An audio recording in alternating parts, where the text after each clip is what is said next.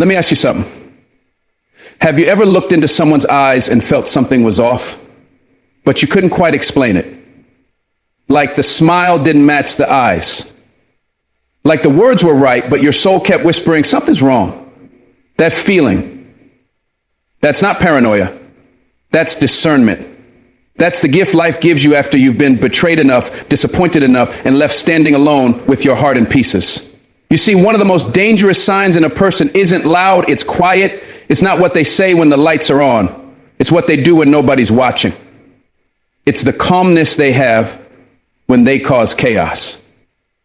It's the way they laugh while your world burns. The truth is, not everyone who stands beside you is with you. And the most dangerous people are the ones who wear kindness like a costume. They'll compliment you with one breath and curse you with the next. Stay alert.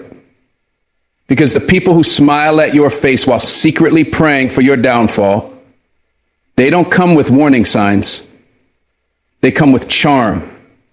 And charm without character, that's a weapon in disguise. You ever meet someone who says all the right things, but something in your gut says don't trust it? The world teaches us to listen with our ears, but life, real life, teaches us to listen with our spirit. Because words are cheap. Words are tools. Words can be rehearsed, crafted, even weaponized. People can say, I love you, while they're plotting your downfall. They can say, I'm here for you, and vanish the moment you need them. Their mouth tells one story, but their behavior writes a different book entirely. And if you're not paying attention, you'll get caught in the story they wrote for you instead of walking into the truth. Don't fall for promises anymore. Promises without follow-through are poison wrapped in hope. Someone telling you they'll change means nothing if they keep showing you the same disrespect. And when someone shows you over and over again that their actions don't line up with their speech, it's not a mistake, it's their nature. You keep giving them chances thinking it's compassion, but they see it as weakness. The world is full of smooth talkers, but you got to be strong enough to see who walks their truth and who only talks it. It's the difference between intention and integrity. Anyone can intend to love you, right? Anyone can intend to be there when you fall. But integrity? Integrity shows up when it's inconvenient. It sacrifices. It holds itself accountable. It doesn't just say, I'll be there. It actually shows up even when the room is uncomfortable, even when they have nothing to gain. People will look you in the eye and swear they've changed, swear they've grown, swear they finally see your worth. But watch how fast they shrink when life demands their truth. Their actions always tell on them. They'll preach about loyalty but disappear when your name's not popular anymore. They'll scream about how much they care and then choose everything but you. It's not enough to say the words. You got to be the words. When someone says you matter to me, then forgets your birthday, forgets your tears, forgets your peace. That ain't love. That's performance. It's manipulation. And you don't need more performers in your life. You need warriors of truth. You need people whose love has calluses, whose friendship has scars, who choose you in private and not just in public. Talk is wind, but consistency, that's proof. Some people will tell you what you want to hear just so they can keep taking from you. They'll dress up their lies and compliments and disguise their selfishness as affection. It's hard to see at first because they know how to mirror what you need. If you're hurting, they'll act like a healer. If you're lonely, they'll mimic closeness. But it's not real connection, it's strategic comfort. They study you so they can control you. And when someone is committed to the act, it's almost impossible to tell who they really are until you stop giving. That's when the mask slips. That's when their truth shows. The moment you stop pouring into them, their warmth turns cold. Their concern disappears. Their respect crumbles. That's how you know it was never about love. It was about what they could get. People like that don't want to love you. They want to own your peace. And when you try to hold them accountable, they say you're overreacting or you're too sensitive. But listen to me. Your instincts are not lying. If their words always sound sweet, but their actions leave you bitter, that's not love. That's poison. And poison with a smile is still deadly. When someone really values you, you don't have to keep reminding them how to treat you. You don't have to beg for decency. You don't have to plead for effort.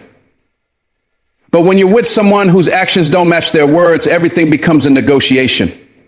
You ask for the bare minimum: honesty, attention, empathy. and they act like you're asking for the world. They'll apologize with flowers, but keep handing you the same disrespect. They'll write you long messages filled with promises only to break them the next day. And somehow, they always have an excuse. It's the job, the stress, the timing, but real love doesn't hide behind excuses. Real character shows up when it's hard. If someone can only be kind when it's easy, what does that say about their heart? It's not the apology that heals. It's the change that follows. And if change never shows up, the apology becomes manipulation. You don't need people who say, I love you as punctuation to pain. You need people whose consistency makes you feel safe, whose patterns bring you peace. Because someone who truly sees your worth would never play hide and seek with their love. And sometimes the most dangerous ones are the ones who cry with you, pray with you, and still betray you. They've mastered the role so well that even when they hurt you, they make you feel like it's your fault. They'll say, you know, I'd never hurt you right after they do. They'll swear they'd never lie right after they gaslight you. It's not the stranger who stabs you. It's the one who knows exactly where your wounds are, and they use those wounds as entry points. People who are good with words know how to twist truth into confusion. They'll write you poetry and ruin your peace. And you stay, not because you're weak, but because you remember the moments they made you feel seen. But here's the truth. Feeling seen for 5 minutes doesn't excuse being disrespected for 5 months. Someone who truly respects you will align their behavior with theirs. They'll protect your heart, not play with it. They'll stand on their word, not run from it. And if they can't do that, let them go. Because a performance can win applause, but it can't build love. It's easy to be blinded by potential. You see who they could be, not who they keep showing you they are. You remember the first few months when they went out of their way to show up, to listen, to love. And now you're stuck clinging to a memory while they feed you excuses. You hope they'll return to who they were. But the truth is that version was only a preview, not the person. Some people are only they chase you until they catch you and then change once they feel secure. They stop proving their worth because they think they've secured your loyalty. And if you confront them, they'll say you've changed. But no, you just started paying attention. You started seeing the pattern. Big words, small actions. Loud declarations, quiet effort. And you realized love without effort is just noise. You're not asking for perfect, you're asking for presence. You're asking for effort, not empty poetry. You want action, not explanations. Don't stay with someone just because they used to try. Stay with someone who never stops trying. Love is not proven by how loud someone speaks. It's proven by how deeply they serve. When someone's actions never match their words, it's like emotional whiplash. One moment they're lifting you up, the next they're tearing you down. They say, I care about you, but you're always the one initiating, always the one apologizing, always the one fixing what you didn't break. It's not a partnership. It's a power imbalance. And the worst part? You start to question yourself. You think maybe you're asking for too much. Maybe you're too needy. But let me tell you something. You are not too much. You are not wrong for wanting consistency. You are not broken for needing reciprocity. People who gaslight your expectations are just trying to dodge accountability. It's easier for them to blame you than to change themselves. But love that costs your peace is too expensive. Respect that only shows up when they're afraid to lose you is not respect, it's control. Real people don't just say, I've got you, they prove it when your world falls apart. They don't disappear when you're inconvenient. And if someone only shows up when it benefits them, you're not a priority, you're an option. And you deserve more than being someone's occasional convenience. The tricky thing is, society romanticizes struggle. We're told to ride or die, to stay loyal, to forgive endlessly. But loyalty becomes self-destruction when it's one-sided. If someone keeps hurting you and you keep staying because they love me, then what kind of love is that? Love without accountability is chaos. And chaos disguised as passion is still toxic. Some people say that's just how I am as an excuse not to grow. They use trauma as a shield, their past as a get out of responsibility card. But your past explains you, it doesn't excuse you. You can't keep investing in people who won't invest in their healing. You can't keep forgiving behavior they refuse to change. If someone truly loves you, they'll do the work. They'll show up in therapy, in apologies, in changed behavior. And if they don't, that's not love. That's access. They love having access to your energy, your loyalty, your warmth. But loving access is not the same as loving you. You deserve a love that rises to meet your standards, not one that demands you lower them just to feel seen. Sometimes we ignore the red flags because we're so hungry for connection. We overlook the missed calls, the last-minute cancellations, the dismissive tone. We tell ourselves they're just busy, or they didn't mean it like that. But patterns are louder than apologies, and patterns never lie. If someone constantly tells you they care, but their behavior makes you feel abandoned, believe the behavior. If they say you're important but never prioritize you, believe the lack of effort. Because love doesn't show up only when it's convenient. It doesn't disappear when it's uncomfortable. And it certainly doesn't make you feel alone while you're in the relationship. The hardest pill to swallow is realizing that someone can desire you but still not value you. They can want you in their life but never do the work to keep you. And that's not your fault. It's not your job to fix people who keep breaking you. It's not your responsibility to hold them accountable while they keep wounding your heart. Let their actions speak. Let their patterns testify. And when the truth is loud enough, walk away with your peace intact. They hurt you and then they moved on like nothing happened. No apology, no explanation, not even a moment of silence to sit in the pain they caused. And you're left there drowning in the confusion, wondering if it was all in your head. But let me tell you something straight. People who feel no remorse for hurting you are not strong. They're empty. It takes a hollow soul to look into your eyes, see the wreckage they cause, and walk away with their hands clean. That's not strength. That's avoidance.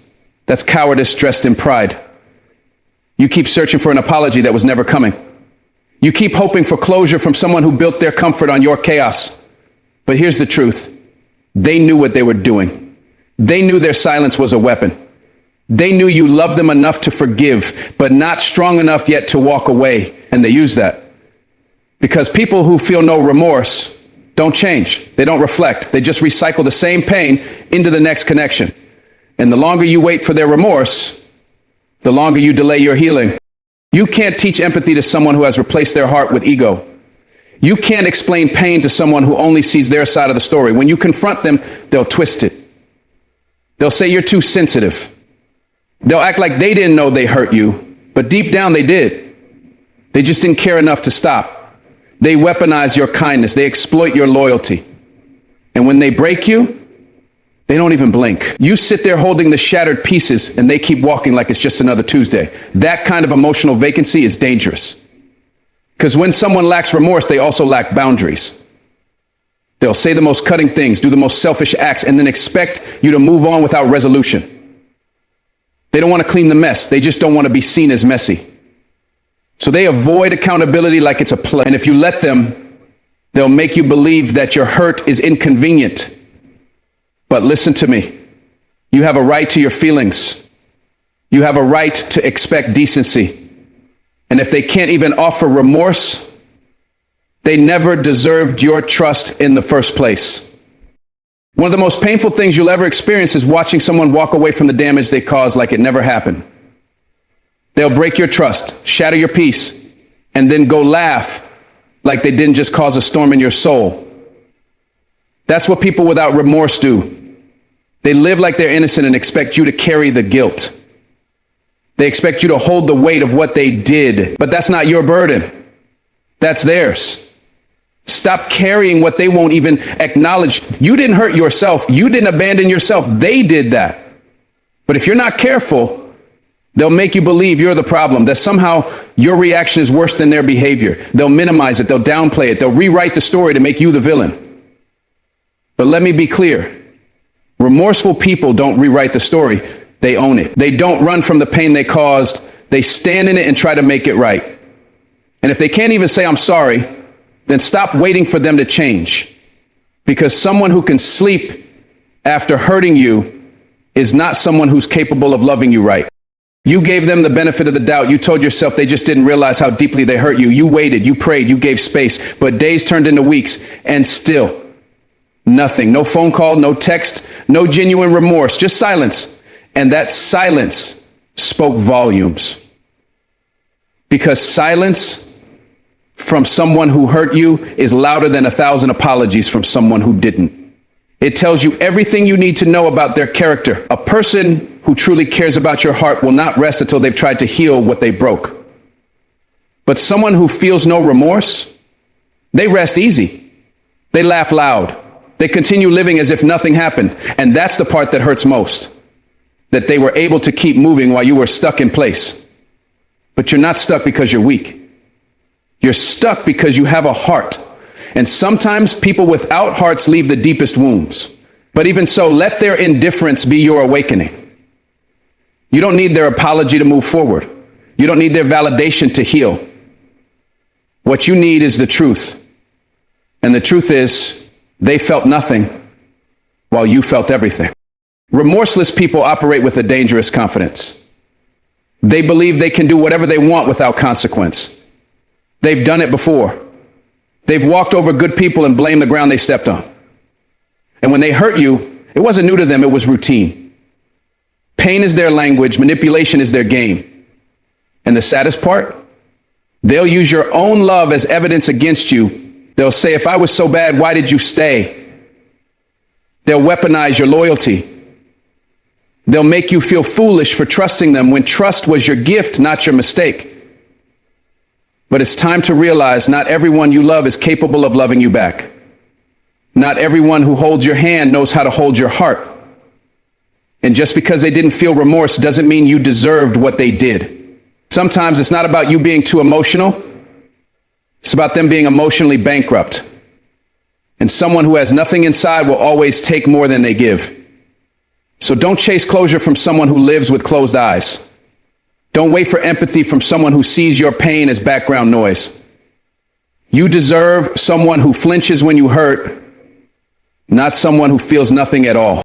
You kept thinking they'd wake up one day and feel the weight of what they did. You hoped they'd have a moment of clarity where your tears echoed in their memory and finally moved their heart. But some people don't feel. They numb everything. They avoid guilt like it's fire, and instead of looking inward, they look for the next distraction. And while you're in therapy, journaling, praying, trying to heal, they're out smiling for pictures like nothing happened. That contrast is brutal, but it's also truth. Because remorse leads to change. It leads to humility. It makes people pause. But when someone is unbothered after causing you pain, that's not strength. That's dysfunction. That's emotional immaturity. And no amount of loyalty can fix a person who doesn't see a problem in what they did. So stop breaking yourself to fix someone who felt nothing breaking you. You're not the problem. Your pain is valid. And even if they never acknowledge it, you still have the right to rise. You still have the power to let go. Healing is not waiting for them to say sorry. It's accepting they never will and choosing peace anyway. The hardest realization is accepting that they knew they hurt you and chose to do it anyway. That it wasn't an accident. It wasn't a misunderstanding. It was a decision. A choice they made with full knowledge of how deeply it would cut. And they did it anyway. That kind of coldness, that doesn't come from ignorance. It comes from entitlement. They believe they were allowed to hurt you. They believe they were justified. And the moment someone feels justified in causing your pain, they'll never feel remorse. Because in their mind, you deserved it. They twist the narrative to protect their ego. They create reasons to excuse their behavior. And while you're left searching for meaning, they're building a false version of events that paints them as the victim. But let me be clear. Remorse is not about perfection. It's about awareness. It's about facing the consequences of your actions. And if someone can't face your tears, your voice, your truth, they never loved you with depth. They only loved your availability. They only valued your silence. And the moment you spoke up, they vanished. That's not love, that's exploitation. You have to stop expecting empathy from someone who was never emotionally present. You were pouring your heart into someone who only saw your value when it benefited them. And when you became inconvenient, when your pain required attention, they disappeared. That's what happens with people who feel no remorse. They exit quietly, or worse, they stay and make you feel guilty for being hurt. They'll say, you're always emotional, or you never let things go. But the truth is, you let too much go for too long. You gave passes, you gave grace, and they kept taking. But healing doesn't come from pretending it didn't happen. It comes from naming it. It comes from seeing their silence for what it is, not confusion, but comfort. They're comfortable because hurting you didn't cost them anything. So you have to decide, are you going to keep waiting for them to feel, or are you going to feel enough for yourself to let go? Because you deserve peace. You deserve presence. And if they couldn't give you remorse, don't give them access. Let their absence be your teacher, not your tragedy. And don't confuse their return with remorse.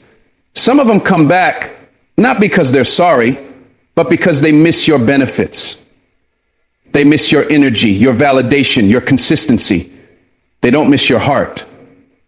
They miss the control. And when they say, I've changed, look closer. Change without accountability is a costume.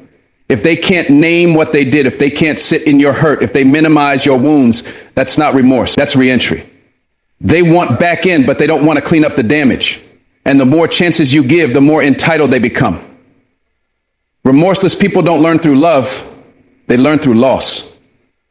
They only reflect when access is denied. So stop reopening doors that led to destruction. You are not a rehab center for broken people who refuse to change. You are not a stage for repeat performers. You're not their second chance at comfort. You're your own beginning. And if someone can hurt you and then ask you to pretend it never happened, that's not love. That's manipulation. Let them feel what they tried to ignore. Let their absence echo with the remorse they never had the courage to feel. Sometimes the only closure you'll get is accepting that they never cared like you did. And that's not your failure, it's their capacity. Some people are just not capable of seeing beyond themselves. They love when it's easy. They show up when it's convenient. But when your needs require effort, when your pain requires pause, they vanish. And you keep looking for humanity in someone who gave it away a long time ago, but not everyone is built with a conscience. Not everyone has the emotional tools to carry another person's heart. And that's the bitter truth, but it's also your liberation. Because once you stop expecting them to be sorry, you start expecting yourself to be free. You stop waiting for them to heal the wound and start realizing that the wound was never yours to carry in the first place. Their actions were a reflection of them, not you. Their inability to feel remorse is not a reflection of your worth. It's a mirror to their emptiness. And your healing, that starts the moment you decide their silence will no longer hold your voice hostage. Some people don't use silence for peace. They use it to punish. Their silence isn't sacred, it's strategic. It's not the kind that builds bridges. It burns them, brick by brick, one quiet moment at a time. When you speak, they go quiet. When you reach out, they withdraw. When you cry, they go cold. That silence, it ain't calm. It's calculated. It's not the stillness of serenity. It's the storm before destruction. You ever been in a room where someone's silence was louder than words? That's not peace. That's control. You see, silence can be powerful, but in the hands of a manipulator, it becomes a tool, a weapon, a way to make you question your worth. You'll find yourself apologizing for things you didn't do, overthinking your every word, replaying every conversation like a broken record. You'll sit in your bed at night wondering, did I say too much? Was I too much? That's what they want. They want you off balance. They want you walking on emotional eggshells while they sit comfortably on their throne of indifference. But listen to me. You don't have to play that game. You were not born to be silenced. You were born to be heard. There are people who say nothing but still speak volumes. Their silence screams disrespect. Their silence roars with manipulation. It's not the kind that gives space, it creates distance. A distance so wide you begin to lose yourself in it. And the more you try to close that gap, the further they push. That's not love. That's not respect. That's not a mature human being trying to solve problems. That's emotional warfare. And if you stay in that environment too long, you begin to internalize the silence as your own shame. But let me remind you, their silence is not your guilt. Their coldness is not your consequence. You are not responsible for someone else's immaturity. Can you ever notice how silent treatment usually shows up when you finally speak your truth? When you stop tolerating nonsense, when you set boundaries? That's not a coincidence. That's retaliation. And silence as retaliation is a form of emotional abuse. It's not just passive, it's aggressive. It's designed to erase your confidence, minimize your presence, and make you chase what should be given freely. Respect and communication. They won't raise their voice, no. They'll raise their absence. They won't argue. They'll vanish. And when they return, they pretend nothing happened. That's the loop. That's the manipulation. Keep you uncertain, keep you hoping, keep you apologizing for breathing. But I came to tell you, you don't have to chase anyone's words. You don't have to beg for clarity. If someone wants to weaponize silence, let them sit in it alone. You can walk away in peace while they drown in their own silence. Understand this. Healthy silence is different. Healthy silence says, I need space to think. Unhealthy silence says, you don't matter enough to speak to. One brings restoration, the other brings confusion. One opens the door to communication, the other slams it shut. So ask yourself, what kind of silence are you dealing with? Because once you name it, you can confront it. And once you confront it, you can conquer it. Don't let their silence define your self-worth. Don't let their quiet treatment distort your perception. You are worthy of communication. You are worthy of clarity. You are worthy of emotional safety. And if someone can't give that to you, then their silence is your signal not to chase them, but to choose you.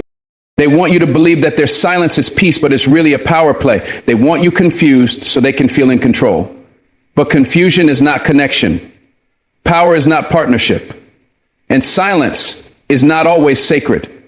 Sometimes silence is violence with a velvet glove. You have to be wise enough to discern it, brave enough to confront it, and strong enough to walk away from it. Because the truth is, when someone really loves you, they don't disappear when things get hard. They communicate. They listen.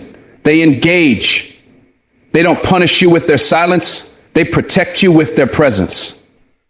They don't ghost you. They grow with you. And if you ain't getting that, then it's time to let their silence be the last conversation they ever have with you. What matters is not just what people say, but how they stay. Not just what they feel, but what they do with those feelings. So stop romanticizing people who can't even respect your voice. Stop justifying their cold shoulder as just how they are. You deserve more than that. You deserve connection, not confusion. Love, not silence. Presence, not punishment. Their silence is not your failure, it's their fear. Their fear of vulnerability, their fear of accountability, their fear of facing themselves. Don't make it your burden. Don't carry the weight of their emotional immaturity. Let them deal with their silence while you rise in your truth. Let them hold their tongue while you speak your peace. And above all, don't ever let anyone make you feel like you're too much just because they're too little to handle your honesty. They are addicted to power over people, not power with purpose, not leadership with love, but power that controls, suffocates, and manipulates. These people don't want connection. They want submission. They're not interested in understanding you. They want to own you. And they'll dress it up in charm. They'll clothe it in concern. They'll speak with a soft tone, but it's all theater. Behind the smiles, behind the flattery, behind the sweet intentions is one goal: domination. Power for the sake of power. And you feel it deep in your bones. Every time you speak your truth, they twist it. Every time you rise, they find a way to shrink you. And you sit there wondering, why do I feel so small around them? It's not you. It's the cage they built around you. These people are addicted to seeing others kneel, not in reverence, but in exhaustion. They want you tired, confused, and dependent. They operate like puppet masters, tugging emotional strings to watch you dance in fear of losing them. They test your limits just to watch you break. And when you finally fall apart, they act like your savior, but they cause the fall. That's the dangerous game they play. They want to be both the poison and the antidote. That's how they maintain control. Keep you just hurt enough to stay, just scared enough to obey. That's not love. That's addiction to power. And if you stay too long, you'll start to mistake oppression for loyalty. They thrive on control. Control over your emotions, control over your decisions, control over your confidence. And the moment you begin to heal, the moment you start to reclaim your voice, they panic. Not because they love you, but because they're losing their grip. They can't stand to see you whole, because a whole person can't be manipulated. A healed heart can't be dominated. So they'll do whatever they can to bring you back to that place of confusion, of doubt, of self-abandonment. They'll gaslight you into believing you're the problem. They'll isolate you from support. They'll guilt trip you into silence. And if you let them, they will build an empire of fear inside your soul. You know someone is addicted to power when they can't celebrate your strength, when your independence threatens them, when your confidence makes them shrink back in resentment. They won't say it out loud, but every time you stand tall, they scheme to cut you down. It's not that you've changed. It's that you're no longer controllable. And that scares them more than anything. Because when a person who was once under their thumb begins to rise, they feel powerless. And that's what they fear most. Not losing love, but losing control. These people often come wrapped in positions of authority. Parents, bosses, partners, preachers, friends. But the title doesn't make the abuse any less real. You have to stop giving people a pass because of their position. Power unchecked is power abused. And just because they provide, protect, or preach doesn't mean they're pure. Some people hide behind good deeds while doing bad things. You have to learn to separate the performance from the pattern, because the pattern always reveals the truth. And if that pattern is rooted in control, domination, and fear, you're not in a relationship, you're in a prison. You ever notice how they only love you when you're weak? When you're quiet, when you're dependent? That's not love, that's leverage. They need you to need them so they can feel significant. They'll never teach you to walk. They'll carry you so they can say you couldn't make it without them. They'll never encourage your growth. They'll stunt it so they remain the tallest in the room. That's not partnership. That's possession. And the only way to break free is to stop confusing their control for care. Sometimes the person who hugs you the hardest is the one choking you emotionally. A person addicted to power will never see you as a partner, only as a pawn. Your dreams are a threat. Your joy is suspicious. Your strength is offensive. And so they go to war, not with weapons, but with silence, sarcasm, guilt, and gaslighting. They don't raise fists. They raise doubts. Doubts about your identity, your value, your worth. They want to be the loudest voice in your life, not to lift you, but to shape you into what they want you to be. You become a mirror reflecting only their desires, never your own. And if you try to change the reflection, they shatter you with accusations of betrayal. But let me tell you something powerful. People who are truly secure don't need to control others. Real strength liberates. It uplifts. It empowers. It doesn't manipulate. So when someone fights you every time you evolve, when they resist every step you take toward freedom, it's because they were never committed to your wholeness, only to your obedience. They don't love the real you. They love the version they can rule. And if you have to shrink to be loved, that ain't love. That's slavery. Emotional slavery. You're not here to be dominated. You're not here to be a pet project for someone else's insecurity. You're not here to be small so someone else can feel big. You were made to soar. You were made to lead. You were made to stand in your truth, even if it threatens their illusion. And the moment you realize that, you'll stop begging for crumbs from people who feast off your weakness. You'll rise. And when you rise, they'll either change or they'll leave. Either way, you win. They'll call you rebellious, difficult, disrespectful. That's what happens when you stop allowing yourself to be controlled. They'll label your freedom as a threat, but that's because they built their identity around controlling you. And the moment you walk away, you force them to face the emptiness within themselves.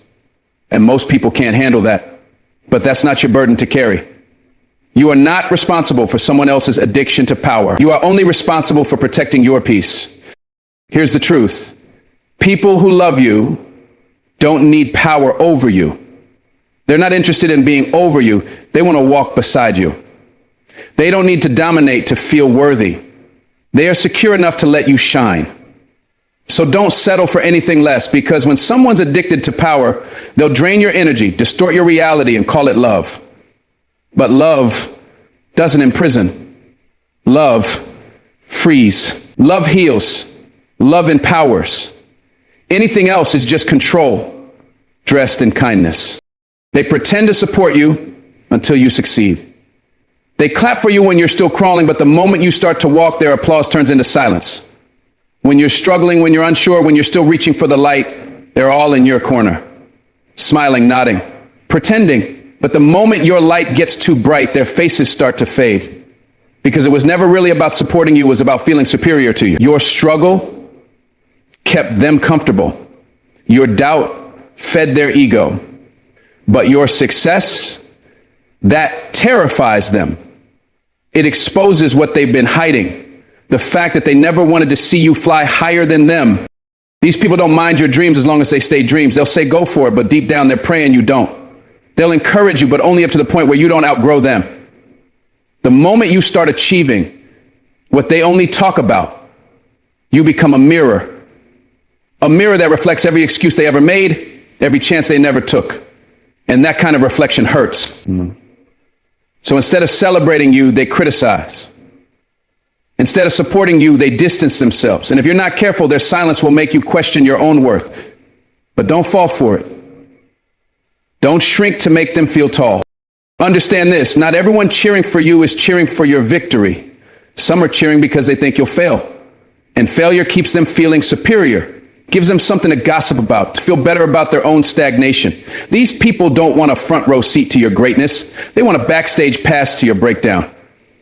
And when that breakdown doesn't come, when you rise instead of fall, they don't know what to do with you anymore. You've outgrown the box they tried to keep you in. And now you make them uncomfortable. Not because you changed, but because they never evolved. Some people only love you when you're beneath them, when you're struggling, when you're dependent, because your weakness affirms their identity. The moment you become independent, the moment you start thriving without their validation, they feel threatened. Not because you harmed them, but because your elevation reminded them of everything they refused to do. You became living proof that their excuses are just that, excuses. And that kind of truth burns. It burns so deep they'll turn their backs, not because you wronged them, but because your growth disrupted their comfort zone. They'll act confused. They'll say, you've changed. No, you grew, you leveled up. You broke cycles they were content living in. And when people are committed to staying small, they resent those who choose to grow. You didn't change, you healed. You didn't betray them, you chose yourself. And that's something they never had the courage to do. So they'll twist your journey, make you look arrogant, call your confidence pride, label your boundaries as cold. But what they're really saying is, you're no longer easy to control. That's what they miss. Not you, but the powerless version of you. You need to recognize the difference between real supporters and undercover doubters. Real ones clap when you win, even if they're still waiting on their victory. Real ones don't get quiet when your name is called. Real ones show up not just in your storms, but in your sunshine. But fake ones, they smile through gritted teeth. They disappear when the light shines on you, because deep down they never believed you could do it. Your success proves their doubt wrong. And pride won't let them admit that. It hurts, doesn't it? Realizing some of the people you love the most were only there for the version of you that needed saving. But growth has a way of exposing hearts. Success doesn't change you, it reveals them. And if someone leaves when you win, they were never with you when you lost. They were just watching, waiting, and hoping you'd stay in the pit so they could feel taller. That's not love, that's ego. And ego has no place in your destiny. Sometimes the biggest betrayal isn't someone turning against you, it's someone pretending to be with you while secretly rooting against you. That hidden jealousy, that silent resentment, that masked bitterness, it all comes to light when you succeed. And that's okay. Let the truth surface. Because anyone who leaves you for growing was never loyal to your becoming. They were loyal to your comfort zone. And your purpose is far too big to stand in spaces that shrink your soul. You don't owe anyone your smallness. You don't owe anyone your silence. You don't have to downplay your brilliance to make someone else feel okay about their fear. You worked for this, you bled for this, you prayed for this, and if your light makes someone uncomfortable, let them find shade. You don't owe apologies for winning, you owe yourself permission to keep going, unapologetically. Here's the truth. The people who are truly for you will never leave when you rise. They'll rise with you. They'll cheer louder. They'll hold you accountable. They'll protect your name in rooms you're not even in. That's real support. That's real love. Don't waste another minute grieving over those who walked away. Their exit was the blessing, because now your table has room for the ones who actually want to eat with you, not just watch your plate from a distance. They twist your kindness into obligation. You see, kindness isn't just something you do, it's who you are. It's the part of you that wants to help, to heal, to lift others up. But some people, they don't see your kindness for what it truly is. They see it as a tool to use, manipulate, and exploit. They don't feel grateful for the help you offer. They feel entitled to it. Every act of kindness becomes a debt in their eyes, a favor they expect to be repaid. And the more you give, the more they take. The more you give, the more they believe they have the right to demand. And you just want to help. You want to make things easier for those you love. But what starts as a gift becomes a chain around your neck. They twist your kindness into obligation when they stop seeing your heart and start seeing your actions as duties. What was once a choice, a decision to give from your heart, becomes an expectation. Suddenly, they don't appreciate your presence. They don't value your time. They don't even care about your well-being. They care about what you can do for them. They care about what they can take from you. And if you ever dare to stop giving, they turn on you. They'll guilt you, shame you, make you feel selfish, make you feel small. They don't care about the effort it took for you to offer what you did. All they care about is that you gave, and now, in their eyes, you owe them. But you don't. And it eats away at you, slowly, quietly.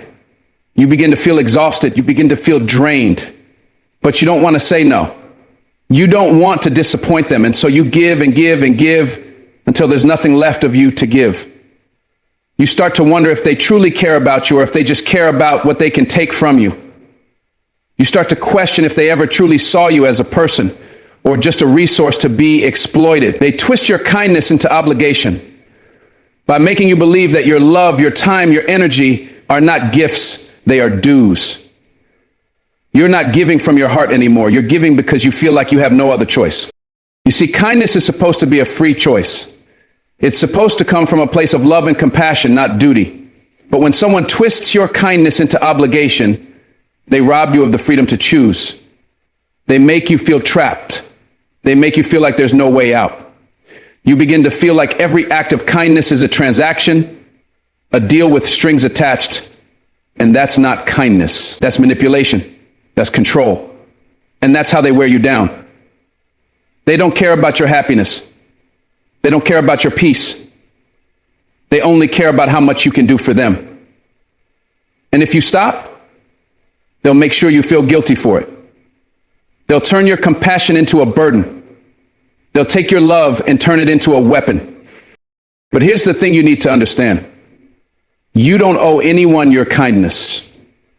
You don't owe anyone your time. You don't owe anyone your energy. You are allowed to say no. You are allowed to set boundaries. You are allowed to protect your peace. And if they can't respect that, if they can't accept that your kindness is not a transaction, then they don't deserve you. They don't deserve your time. They don't deserve your love. They don't deserve your heart. You are not a bank account for their emotional withdrawals.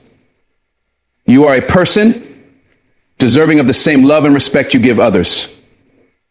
And if they can't see that, if they can't appreciate your kindness for what it is, then it's time to walk away.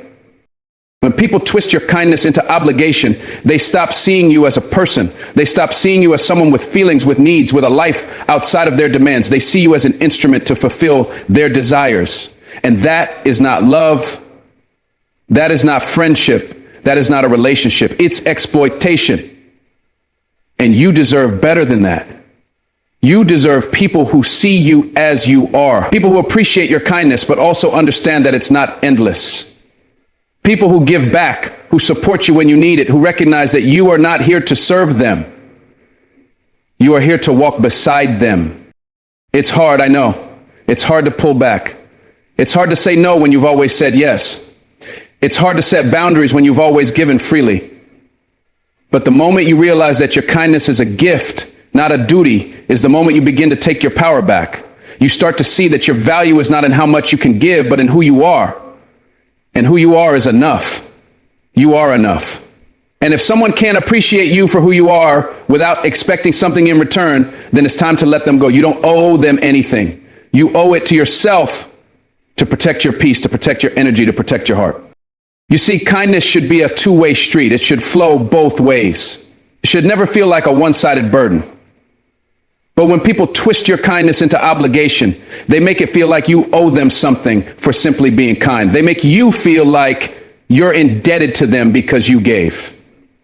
And that's not right. That's not love. That's not respect. That's manipulation. And you don't have to tolerate it. You don't have to accept it. You are allowed to say no. You are allowed to protect yourself. You are allowed to take care of your own heart first. So remember, kindness is not an obligation. Kindness is a choice. And you are allowed to choose where you give it. You are allowed to choose who you give it to. And you are allowed to take it back when it's being used against you. You deserve kindness that is free, that is genuine, that is mutual. And anyone who twists your kindness into obligation doesn't deserve the gift of your love. You are worthy of kindness that respects your boundaries, that values your worth, and that honors your heart. Anything less is not worth your energy. So protect your kindness, protect your peace, and never forget, you are enough just as you are.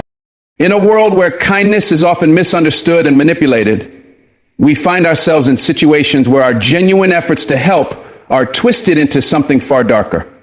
We start out giving from a place of love, from a desire to uplift and support those around us. However, when those same acts of kindness are turned into expectations, obligations, and tools for manipulation, we lose our sense of freedom. The very essence of kindness, which should be a liberating and empowering force, becomes a burden.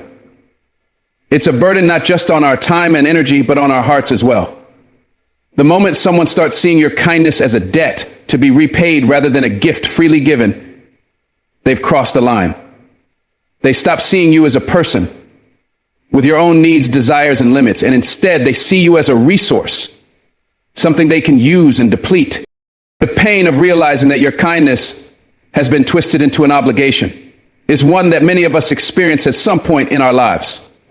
It's the heart-wrenching moment when you realize that the very people you've poured your soul into are not truly there for you. Instead, they are there for what you can do for them. Their love, if it was ever love to begin with, was conditional. It was based on what you could offer, what you could provide. And the moment you stop giving, the moment you set boundaries, they turn away. It hurts, it stings, but it's also a blessing in disguise. Because this realization allows you to see the truth. It opens your eyes to the fact that not everyone who claims to support you is truly standing by you. Some are simply waiting to take, and they'll take as much as you're willing to give. The more you give, the more they take. But here's the thing. You don't owe them anything. You never did. Your kindness is not an obligation. It is a choice. And you have the right to decide where and how you give it. As difficult as it may be, it's time to let go of the notion that your kindness is something others have a right to. Your love, your support, your energy, they are gifts, not transactions.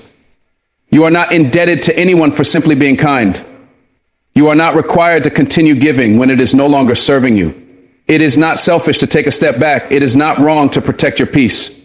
And it is certainly not weakness to set boundaries with those who seek to drain you. You owe it to yourself to preserve your heart, to nurture your own well-being, and to make space for relationships that honor and appreciate you for who you truly are, not for what you can do for them. The key lies in recognizing that true kindness is mutual. It is not one-sided. It is not based on manipulation or obligation. True kindness is given freely without expectation of anything in return, and when it is reciprocated, it strengthens the bond between you and those who value you. But when someone twists your kindness into an obligation, they have no place in your life. They do not respect you. They do not value you, and it is time to let them go. It may not be easy, but it is necessary. It is necessary for your growth, your peace, and your happiness. You deserve to be surrounded by people who love you, not for what you can do for them, but for who you are. People who respect your boundaries, who appreciate your kindness, and who are willing to give back in return. So, take a moment to reflect on the relationships in your life. Are you giving freely, or are you giving because you feel obligated? Are you being appreciated, or are you being taken advantage of? Remember that your kindness is a gift, not a burden. And you have the power to choose where you give it. Do not let anyone twist your generosity into something it was never meant to be.